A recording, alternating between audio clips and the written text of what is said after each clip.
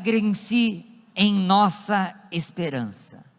Sejam pacientes nas dificuldades e não parem de orar. Alegrem-se, sejam pacientes, e essa esperança vai dar uma alegria enorme em você. Tenham paciência na hora dos problemas, principalmente se vocês forem fiéis a Deus. A Bíblia diz isso: nós vamos padecer, injustamente muitas vezes. Então, vai com calma, porque vai ter paciência, tem que ter paciência, porque vai ter sofrimento. E como que a gente se alegra na esperança e como que a gente tem paciência? Orando, sem parar. Pronto, a mensagem era essa. O cristão tem que estar alegre, porque ele está sempre com uma expectativa, ele está sempre esperançoso. Eu sou cristão, eu sirvo a Jesus, e por causa disso eu tenho que ter calma, eu tenho que ter paciência. E como que eu busco isso? Não é correndo atrás, não é indo atrás, não é para, ora, confia no poder da oração. Mas como eu falei que essa palavra esperança me encheu, eu queria me detalhar um pouquinho nela. Romanos capítulo 15, duas páginas para frente, você vai ler Paulo dizendo assim, Romanos 15, 13, que Deus, a fonte de esperança, os encha inteiramente de alegria e paz, em vista da fé que vocês depositam nele, de modo que vocês transbordem de esperança. Como? Pelo poder do Espírito Santo. Como é que a gente tem esperança? Eu não tenho. Eu não consigo me encher de esperança. Então eu tenho que buscar. Aonde? Qual é a fonte? Está aqui. Deus, a fonte de esperança. Esperança não nasce, esperança não acontece, esperança não aparece, esperança você busca. Esperança é algo que você vai lá e enche o balde, tem uma fonte. E Paulo está dizendo, Deus é a fonte de esperança, e se você buscar esperança em Deus, você vai se encher inteiramente de alegria e de paz. Lembra do versículo que nós lemos antes? Alegrai-vos na esperança. A esperança e a alegria caminham juntos. Quando você tem expectativa, quando você tem esperança, quando você é cheio da esperança que vem de Deus, você se inunda de paz do Senhor, a paz que excede todo o entendimento. 1 Pedro capítulo 3, versículo 15, vou ler 2 versículos para você, só para te ensinar isso aqui, para a gente encerrar. 1 Pedro 3,15, Paulo diz assim, tenho no coração de vocês o respeito por Cristo, tratem-o como Senhor. E sejam sempre prontos para responder a qualquer pessoa que pedir, que vocês expliquem a esperança que vocês têm. Pedro está dizendo assim, pessoal, você tem esperança? Então o pessoal vai explicar, que esperança é essa que você tem? Explica. Você vai dizer, eu não sei. Por que você não sabe? Porque talvez você não viu. Efésios capítulo 1, versículo 18. Peço que Deus ilumine os olhos do coração de vocês, para que vocês saibam qual é a esperança da vocação de vocês. Hoje eu estava lendo o Dr. Martin Lloyd Jones, e ele me fez entender isso aqui de modo muito lindo. Meu pai essa semana passou por uma cirurgia. Quantos aqui já fizeram a cirurgia de catarata? Levanta a mão. Sei que você fez a cirurgia que você não estava mais enxergando como devia. É ou não é? O negócio começa a ficar embaçado, você não enxerga direito, e aí o que você fez? Você teve que ir lá para trocar o olho? Não. A oração de Paulo aqui é tão linda, e o médico me ensinou hoje, dizendo assim, Paulo não pediu para Deus dar um novo olho para eles. Não.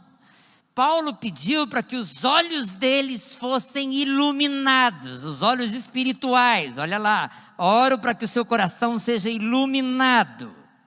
E o Dr. Martin Lloyd Jones explicou exatamente o que acontece quando você tem o problema da catarata. O que acontece é que vai nascendo uma nébula, vai nascendo uma casquinha no teu olho.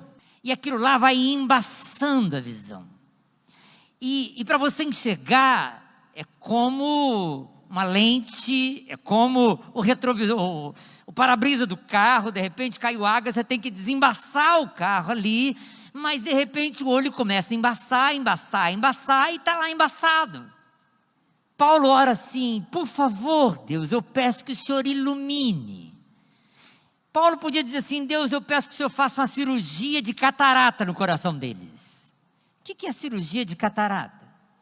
O médico vai lá e vai limpar, vai tirar essa casquinha, essa névoa que embaçou os seus olhos. Você não precisa de um olho novo, é o mesmo olho que você tem, só que o teu olho estava sujo por uma névoa, assim como o seu coração está sujo do pecado, e o pecado impede você de ter fé, porque a fé é a certeza das coisas que não se veem, mas é certeza. Só olhos espirituais podem ver. É por isso que tem cristão que não tem mais esperança, porque ele só está cheio de coisas deste mundo, porque ele só se enche de prazeres dessa carne, porque ele só se envolve com as preocupações dessa vida, disse Jesus. Ele só está preocupado em como que eu ganho dinheiro, como que eu faço mais seguidores no Twitter, como que eu fico mais visto lá no Instagram, como que eu ganho mais exposição social. E aí vai embaçando os olhos espirituais. Eu não consigo mais ver as bênçãos espirituais de Deus.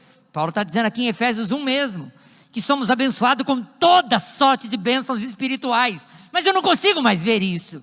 É por isso que eu começo a ser um crente murmurador, reclamador. Aí eu vou na igreja, o louvor não está legal, a mensagem do pastor é muito chata, o pastor só está brigando comigo, e não está legal, o ar-condicionado não presta, e a iluminação não presta, e agora colocaram essas caixas na frente, atrapalhou mais ainda, e eu só encontro coisa para reclamar, para murmurar, porque eu não consigo mais enxergar bênção, eu não consigo mais enxergar alegria do Espírito Santo em nada, eu não consigo mais ver os irmãos como irmãos.